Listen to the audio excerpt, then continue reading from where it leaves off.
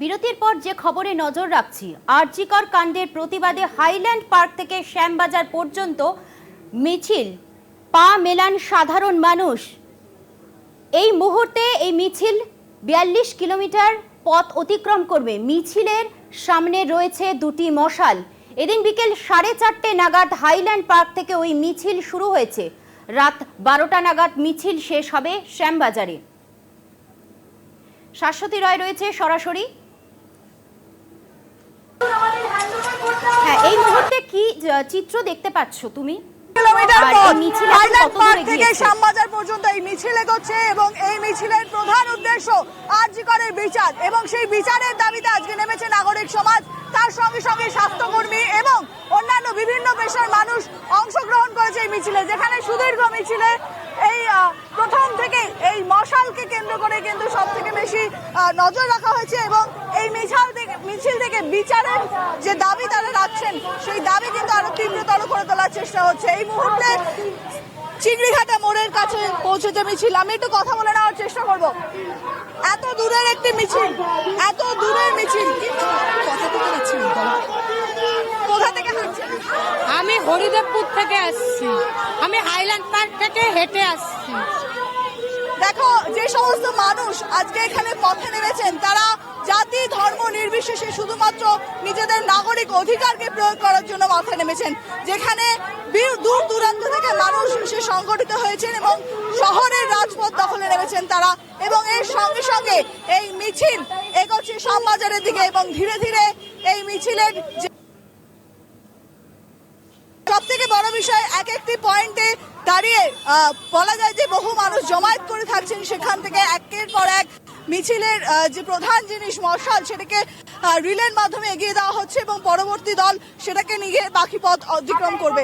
এখান থেকে গন্তব্য ফিটনেস মোড়, সেখান থেকে এনআরএস এবং তারপর কিন্তু সেই মিছিল ধীরে ধীরে মেডিকেল কলেজগুলিকে ঘিরে এগিয়ে যাবে শ্যামবাজার পাঁচমাথা মোড়ের দিকে।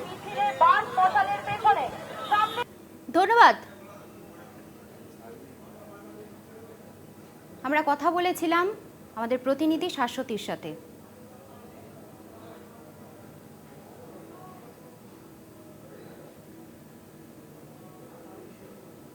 ফিরে আসছি আরও একটা বিরতি নিয়ে, সঙ্গে থাকুন। বিরতির পর যে খবরে নজর রাখছি, রাজ্যের বন্যা পরিস্থিতি নিয়ে এবার প্রধানমন্ত্রীকে চিঠি মুখ্যমন্ত্রীর। ডিভিসির বিরুদ্ধে নালিশ, ম্যানমেড বন্যা বলে তোপ। অন্যদিকে মুখ্যমন্ত্রীকে চ্যালেঞ্জ শুভেন্দুর। ডিভিসির সঙ্গে সম্পর্ক ছিন্ন করার কথা বলেছেন, তাহলে বাংলার 8টি জেলা অন্ধকারে ডুববে। তো বিরোধী দলনেতার ঝাড়খণ্ড সীমানায় পণ্যবাহী গাড়ি আটকানোর অভিযোগ, কেন্দ্রকে চিঠি দেওয়ার হুঁশিয়ারি। রাস্তা, নদী, পুকুর সব এক, তাসের ঘরের মতো ভেঙে পড়ছে ঘরবাড়ি। কোথাও কোমর জল তো কোথাও বুক, বিচ্ছিন্ন যোগাযোগ।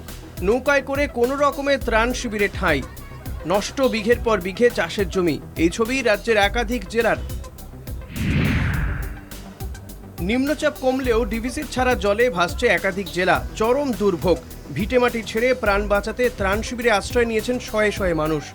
গ্রাউন্ড জিরোয় গিয়ে পরিস্থিতি খতিয়ে দেখে উদ্বিগ্ন মুখ্যমন্ত্রী। বাংলার এই বন্যা পরিস্থিতির জন্য তিনি দায়ী করেছেন ঝাড়খণ্ড সরকারকেই। রাজ্যের বন্যা পরিস্থিতি নিয়ে এবার প্রধানমন্ত্রীকে চিঠি লিখলেন মুখ্যমন্ত্রী। চিঠিতে ডিভিসির বিরুদ্ধে একগুচ্ছ নালিশ। অনিয়ন্ত্রিত একতরফা জল ছাড়ার ফলে রাজ্যে দুর্যোগ। কোনো আলোচনা না করেই জল ছেড়েছে ডিভিসি। ম্যানমেড বন্যা। এই পরিমাণ জল আগে কখনো ডিভিসি থেকে ছাড়া হয়নি।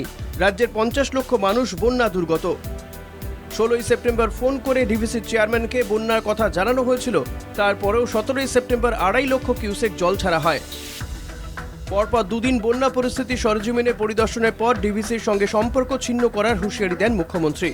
মুখ্যমন্ত্রীর নির্দেশে সিল আসানসোল ঝাড়খণ্ড সীমানার 5টি বর্ডার লাইন দিয়ে দাঁড়িয়ে পণ্যবাহী ট্রাক, লরি বিপাকে পড়েছেন গাড়ি চালকরা। এই পরিস্থিতিতে মুখ্যমন্ত্রীকে চ্যালেঞ্জ শুভেন্দু অধিকারীর। ডিভিসির সঙ্গে সম্পর্ক ছিন্ন করলে বাংলার 8টি জেলা অন্ধকারে ডুববে, হুঁশিয়ারি বিরোধী দলনেতার।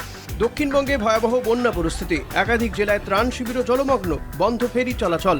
এই আবহেও তুঙ্গে রাজনৈতিক দায় ঠেলাঠেলির তরজা। তবে প্রশ্ন একটাই, কবে এই জল যন্ত্রণা থেকে মুক্তি পাবে রাজ্য? কলকাতা টিভি। মুখ্যমন্ত্রীকে চ্যালেঞ্জ শুভেন্দুর, ডিভিসির সঙ্গে সম্পর্ক ছিন্ন করার কথা বলেছেন, তাহলে বাংলার 8টি জেলা অন্ধকারে ডুববে। তো বিরোধী দলনেতা শুভেন্দু অধিকারীর বাংলা ঝাড়খণ্ড সীমানায় পণ্যবাহী গাড়ি আটকানোর অভিযোগ।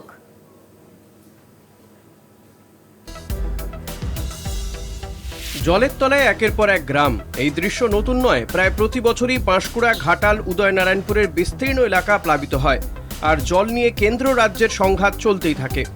বানভাসী পরিস্থিতি দেখতে গিয়ে ডিভিসির সঙ্গে সম্পর্ক ছিন্ন করার হুঁশিয়ারি মুখ্যমন্ত্রীর। কেন বাংলা ভুগবে?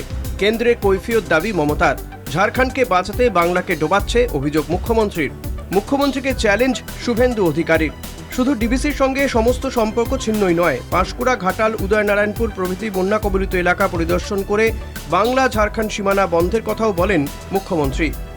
ডিভিসির সঙ্গে সম্পর্ক ছিন্ন করে দেখান, বাংলার 8 জেলা অন্ধকারে ডুবে যাবে, হুঁশিয়ারি শুভেন্দু অধিকারীর।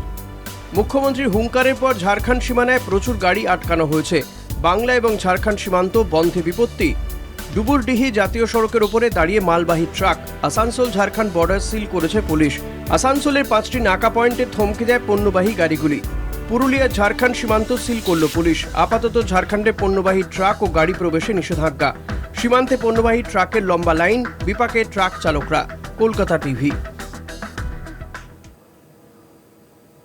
এখন সময় আরও একটা বিরতির। ফিরছি বিরতি নিয়ে, সঙ্গে থাকুন। বিরতির পর যে খবরে নজর রাখছি, ডোমকলের তৃণমূল যুবনেতার বক্তব্য ঘিরে বিতর্কের সৃষ্টি।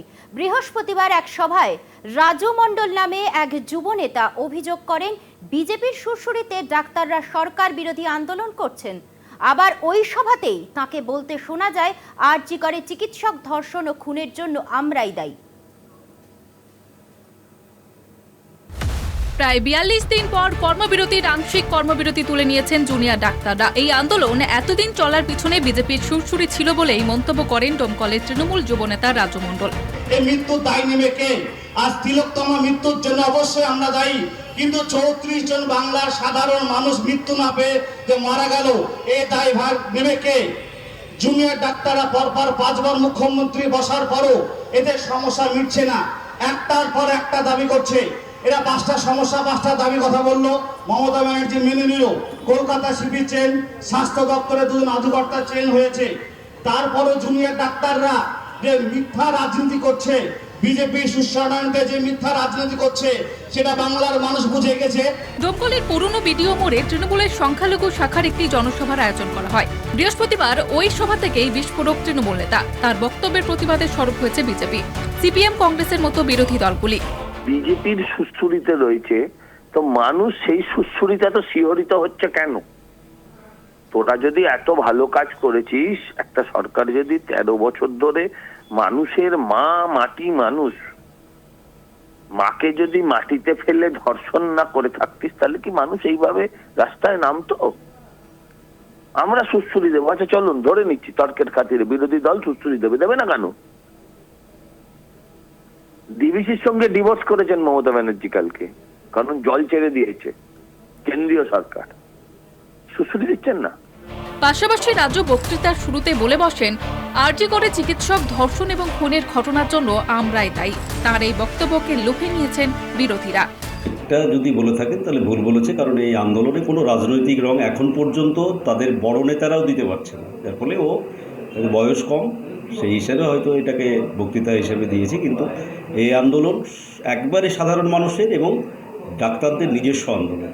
আমরা ডাক্তারকে ভগবানের নজরে দেখি। ভগবানের যেমন বেঁচে থাকা বা জন্ম মৃত্যু ভগবানের হাতে, সেরকম ডাক্তাররা আমাদের প্রাণ বাঁচায়। সেই ডাক্তারদের সম্বন্ধে এরকম কুরুচিকর মন্তব্য আমরা মেনে নিতে পারছি না। এটা খুবই জঘন্যতম বক্তব্য, তার জন্য ধিক্কার জানাচ্ছি। কলকাতা টিভি। সেরা 10 আজ এই পর্যন্তই। দেখতে থাকুন কলকাতা টিভি, রাত দিন 7 দিন।